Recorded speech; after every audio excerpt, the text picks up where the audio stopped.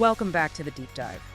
You know, we spend so much time in this field focused on what I call the happy path. Right. The perfect scenario. Exactly. You know, you calculate vesting, you watch the stock go up, everyone exercises, gets rich. It's great. That's the dream. It's Like- why people get into equity comp in the first place. It is all about the upside. But today we are definitely waking up from that dream. We're diving into chapters 13 through 16 of the Stock Options book. And if you're listening, you are probably deep in study mode for the CEP exam. Oh, for sure. And if that's you, you know, the section isn't about the math. It's about what happens when when it all goes wrong. It is. This is the big shift from the mechanics to, current issues. And current issues is really just a polite way of saying liabilities and lawsuits. Right. We're moving away from the clean spreadsheets and into the messy, expensive reality of legislation, court cases, and what companies do in their plans. Well, when they break. So this is the how to avoid getting sued part of the curriculum. Essentially, yes. This is where theory meets liability. We're going to talk about the laws that came down after major scandals, the specific words in contracts that have cost millions, and the really strict rules around changing a plan. I like to think if the early chapters are building the car, this is learning to read the dashboard warning lights. That's a perfect analogy. And we've got 4 big ones to check today: legislation, litigation, transferability, and plan of maintenance. And since we know you're studying, we're going to pause 3 times for a quick knowledge check to make sure these key concepts really stick. Let's do it. Okay, so we have to start with the alphabet soup of legislation in Chapter 13. I mean, it really feels like the history of equity comp is just a series of government reactions to somebody messing up. That is a very cynical way to put it. But it's also not wrong. Right. Whenever there's a huge scandal or a market crash, Congress steps in. And for our purposes, for the exam, the big bang was 2002. Sarbanes-Oxley, SOX. After Enron, after WorldCom, the market was completely terrified. Exactly. Trust was gone. And one of the things that came out of all that was how executives were, treating public companies like a personal bank. Which leads right to Section 402 of SOX. This is a huge one to know. Oh, massive. Before 2002, it was pretty common for a company to just loan money to its executives.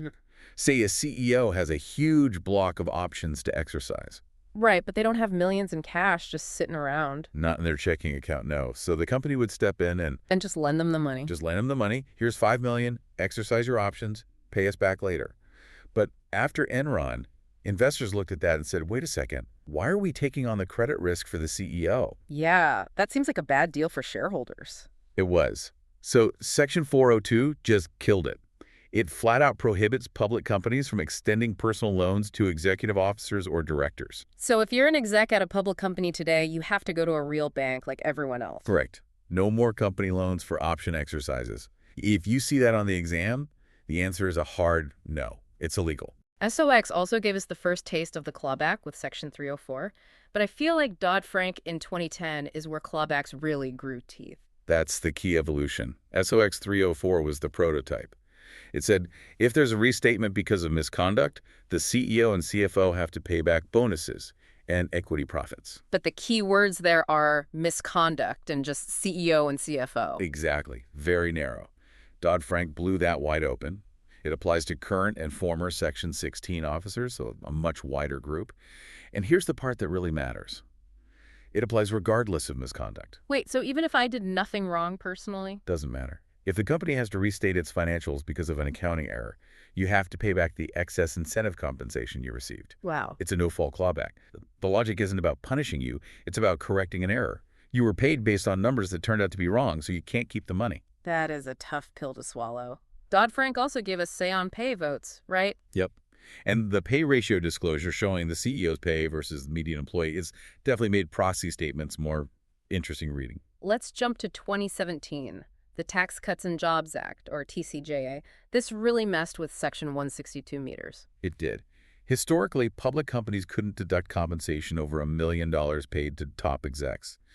But there was this massive loophole. The performance-based exception. Right. So stock options, which are inherently performance-based, were fully deductible. You could give a CEO $50 million in options, and the company could deduct every penny. And the TCJA. Close that loophole. Go on. Now, generally, if you pay a covered employee over $1 million, the company cannot deduct the excess, period.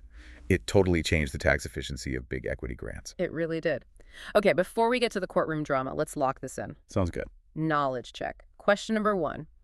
Under the Sarbanes-Oxley Act of 2002, is it permissible for a public company to provide a loan to an executive officer to fund the exercise price of their stock options? And the answer is a firm no. Section 402 of Sarbanes-Oxley strictly prohibits public companies from extending personal loans to executive officers and directors.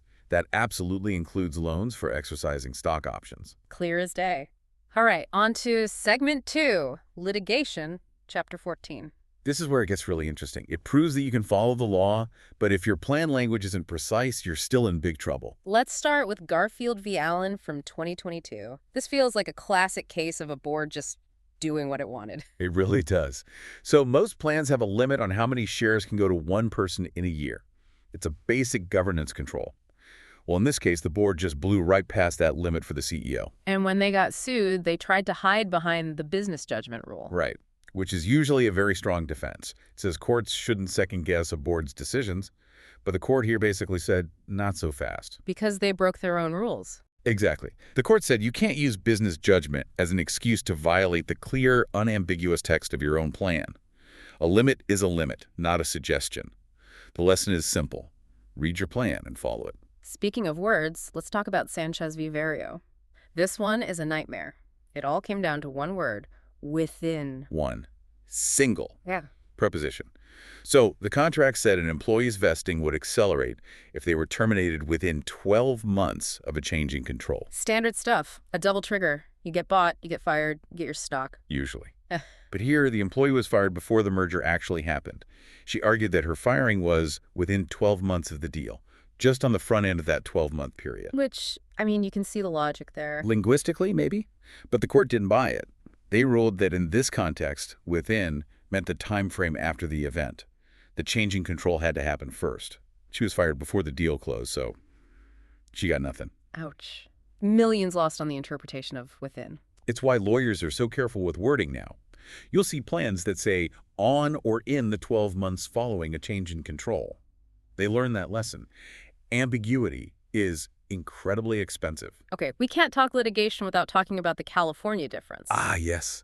The state that gives HR departments nightmares. The case is Schachter v. Citigroup, and it's all about whether equity is considered wages. Right, and in California, wages are sacred. You generally can't force an employee to forfeit wages they've already earned. In this case, the employee voluntarily took less cash salary. In exchange for restricted stock, a bet on the company. A bet he chose to make. Then he resigned before the stock vested, and the company took it back, per the plan rules. He sued, arguing that since he traded wages for stock, the stock itself was wages and couldn't be forfeited. What did the court say? Well, the court actually agreed that it was wages. But, and this is the whole case, they said because he voluntarily chose to trade safe cash for risky forfeitable stock, the forfeiture was perfectly legal. He made his bet. Now let's contrast that with Texas, the case Marsh USA v. Cook. This one's about non-competes. Totally different world. In California, non-competes are basically unenforceable. Yeah. But in Texas, they are enforceable, but only if the employee gets something of value in return, what lawyers call consideration. And a stock option grant counts as consideration. According to the Texas Supreme Court, yes. That grant is enough to make a non-compete agreement legally binding. So in Texas, your stock grant isn't just a bonus. It's a golden handcuff that can actually stop you from going to a competitor. It just shows you cannot have a one-size-fits-all plan. The geography matters. 100%. Okay, let's shift gears. Segment 3, Transferable Options, Chapter 15. My first thought here was, why? Why would I want to transfer an option instead of just exercising it and giving away the stock? It's a great question. And the answer is, as usual, taxes. Yeah. Specifically, estate taxes. Okay, walk me through it. Imagine you're a senior executive with a huge grant of NSOs. The stock is at $10 today, but you're pretty sure it's going to 100. If you die when it's at 100, all that value is in your estate, and it could get hit with a 40% tax. That's a huge bite. A massive bite. But if your plan allows it, you can make a gift of those options to a trust for your kids now, while the stock is only worth $10. So you're moving all that future growth out of your estate. Exactly. When the stock goes to 100, that growth happens inside the trust, not in your taxable estate. You've just shifted millions of dollars of future value, potentially tax-free. But there have to be rules. You can't just sell your options to your neighbor. Oh, definitely not. It's not the Wild West. Almost every plan says you can only transfer them as a gift, not for value. Usually to immediate family members or trusts for their benefit. And there's a huge trap here for the exam, right? It's about the type of option. Yes, this is absolutely critical. This strategy really only works for non-qualified stock options, NSOs. What about ISOs? Incentive stock options. Incentive stock options are completely different. The tax code itself says an ISO must be non-transferable during the employee's lifetime. It is a rigid core requirement of being an ISO. So what happens if I transfer my ISO to my family trust anyway? You break it. Unless it's a very specific kind of trust where you're still the owner for tax purposes, that transfer is what's called a disqualifying disposition. Meaning it just becomes an NSO. Instantly. The second you transfer it, it loses all its separate ISO tax benefits and becomes a plain old non-qualified stock option. So you might have solved an estate tax problem, but you just created a big income tax problem. That feels like the perfect time for our next knowledge check. I agree. Knowledge check. Question number 2.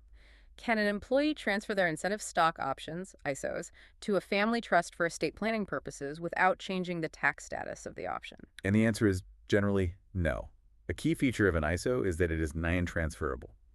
If an ISO is transferred to a typical family trust, it is a disqualifying disposition and the option immediately loses its ISO status and becomes an NSO. You have got to know your NSOs from your ISOs. Okay, final segment. Plan maintenance, Chapter 16. Keeping the machine running. And dealing with all the problems that come up. The two big ones here are evergreens and repricings. Let's start with evergreens. It sounds so nice and simple. It is, for the company anyway. An evergreen provision is a feature that automatically refills the share pool every year. So the plan might say, each year we'll add shares equal to 1% of shares outstanding. I can see why a company would love that. No need to go back to shareholders every couple of years for more shares. Exactly. It's autopilot. But you know who hates autopilot? Shareholders and proxy advisory firms like ISS. Because of the dilution? That's it. They see it as the company automatically watering down their ownership every single year without a new vote. So many big investors will just automatically vote against any plan with an evergreen feature. Is there another ISO trap here? There's always an ISO trap. There always is. For a plan to grant ISOs, the IRS says it has to state the maximum number of shares that can be issued.